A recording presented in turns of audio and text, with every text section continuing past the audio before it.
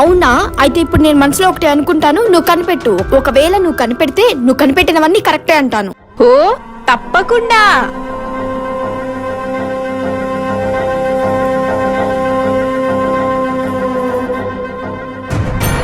ఏంటి, కనిపెట్టలేకపోయావా? మీరేమి అనుకోవట్లేదక్క. ఏమీ అనుకోకపోవడంలో కూడా ఏదో ఒకటి అనుకోవడం ఉంటుంది కదా. అంటే నువ్వు కనిపెట్టలేకపోయావు. నువ్వు కనిపెట్టలేవు కానీ వెళ్ళు వెళ్ళు. అవును కదా, ఏంటది? ఇంకొకసారి అనుకోండి అక్క. నేను మనసులో అనుకుంటూనే ఉన్నాను, నువ్వు కనిపెట్టలేకపోతున్నావు. మీ అక్క వస్తుంది, ప్లీజ్. నీ స్కిల్ నీకుంటే నా ప్రాక్టీస్ నాకుంటది. ఏంటే అంత దీర్ఘంగా ఆలోచిస్తున్నావు? నేను ధ్యానం చేస్తున్నట్టు నీ చెల్లెలికి తెలియదు కదే, అందుకే చిన్న గేమ్ ఆడాను. దానికి స్కిల్ ఎక్కువ, నీకేమో పట్టుదల ఎక్కువ. నన్ను మాత్రం వదిలేయండి బాబు, పద వెళ్దాం. సరే పదే.